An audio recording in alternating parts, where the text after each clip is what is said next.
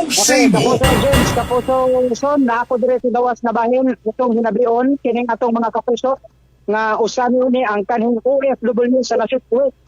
Ang usan ni wala pa nakaagi ito OFW. Pero ma'am, ayong buntag yan mo. Kamusta itong buntag ba? Mayong buntag po. Ragkuhan karon Kapuso James. Oh, kinsa na John, ang ato ang interviewee si kinsa si? Si Cherry po. Oh, Ma'am Cherry, good morning. Naghulat-hulat sila diri sa may gasoline station. Sabi nila mag-ubos ang presyo taon-taon bilisan sa ano diri sa gasoline station kasi nagmahal man di ayog 57 Mahal, oy. centavos lang presyo sa gasolina na. Oh, mahal John. Abi nimo John, pag mahal sa presyo sa lana John, magsunod-sunod na po nagkamahal ang uban nga mga basic nato nga mga palaliton. Oh, tinuod yun na. O nya si ma'am, unsa kaya asa imong kaugalingon nga panglantaw ma'am. O kaugalingon opinion. Kinahanglan na ba nga mulihit ang gobyerno nga aron sa pagpaspas sa pagpauli sa ato mga OFWs gikan sa Middle East. Kinahanglan gid kay luway pud biyaton sila dito nga ugnanan sila dito nya. Ang ilang mga pamilya nga nabilin diri. Unsa na lang pud ang ilang makuan kung may mahitabo ang ilang mga naa dito sa gawas karon. Aha, okay.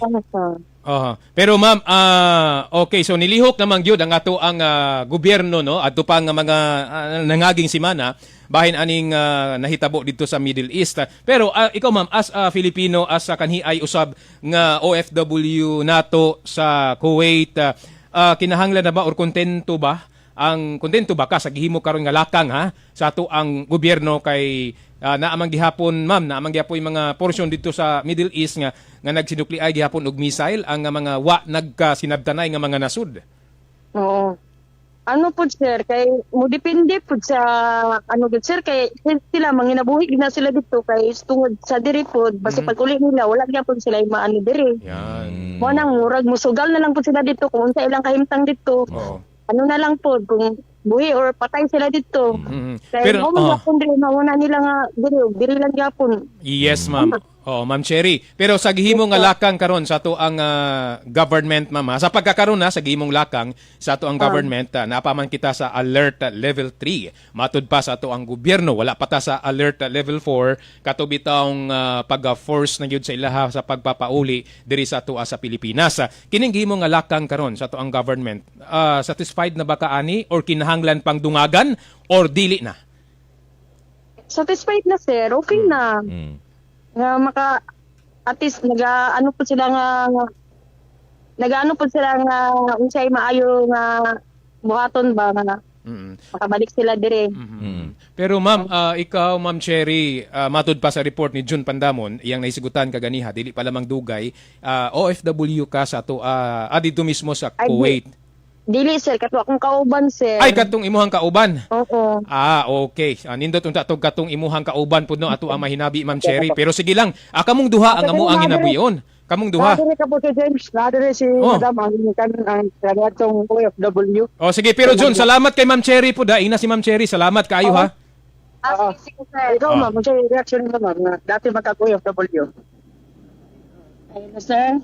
May buntag. Oy, ma'am, may nga buntag, ma'am, may buntag. Ma'am, nasayra na mo, no? Gikan sa report sa mong kauban si June Pandamon, nga usa pud ka kakanhiay nga OFW sa Kuwait. Unya karon napangutana pud namo si Ma'am Cherry, ang imuhang kauban nga kontento na siya sa gihimo sa gobyerno. Pero mas ikaw manggod ma'am ang mas naapoy halapad nga idea ani kay ikaw nakapuyo kapug ka dito sa Kuwait, nakatrabaho pug ka. So kini sa ingon ani nga sitwasyon karon ma'am, kinahanglan na ba ang mga Pilipino nato nga i-force nga papaulion diri sa Pilipinas? Ang ikaduha, kontento na ba ka sa gihimo nga lakang sa ato ang gobyerno bahin ani? Mga kuha sir, ang akong kuhan gina na sir, mas mayo din yung puli sila diri sa ato. Kay aya pang nakuha niyang pamilya ba niya.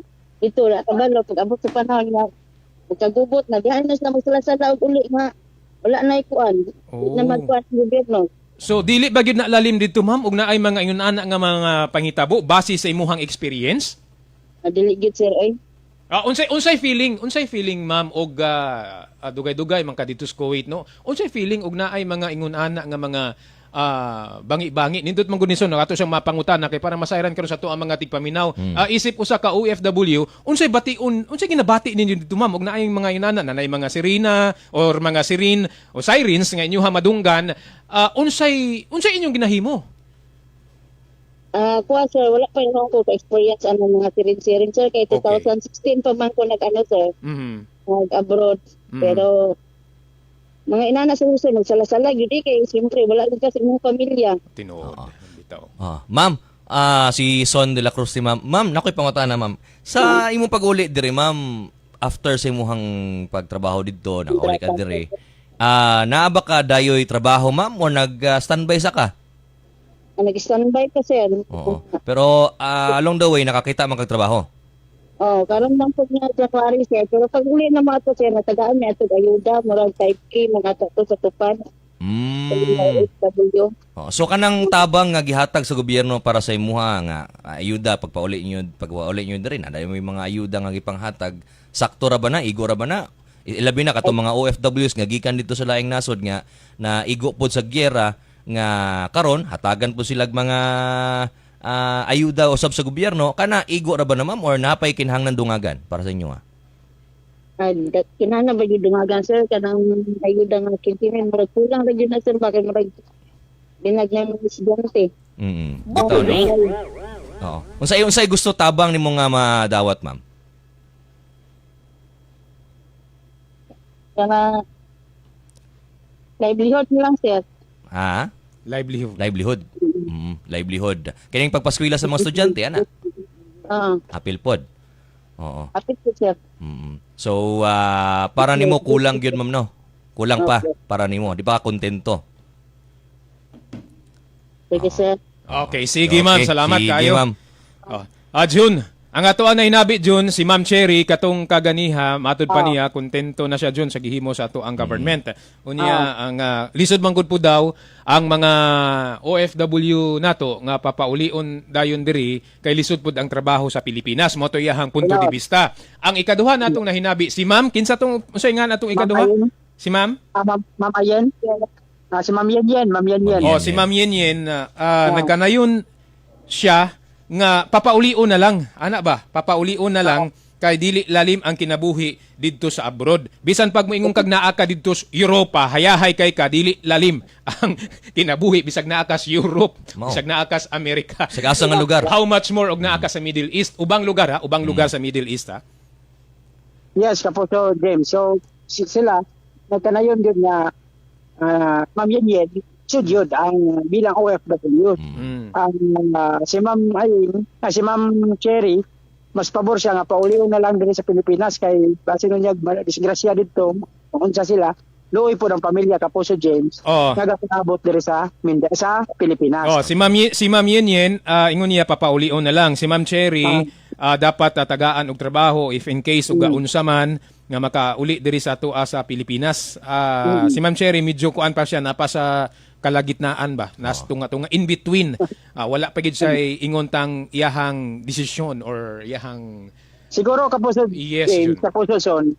Bisag kinsa naman guro kay gani mismo gani ako na experience nako sa akong mismo igsoon nga di gid siya muli kay tungod po nga kinahanglan nga kwarta, kinahanglan nga makatabang siya sa iyang pamilya labi na sa mga dunay mga estudyante Kapuso James Kapuso son.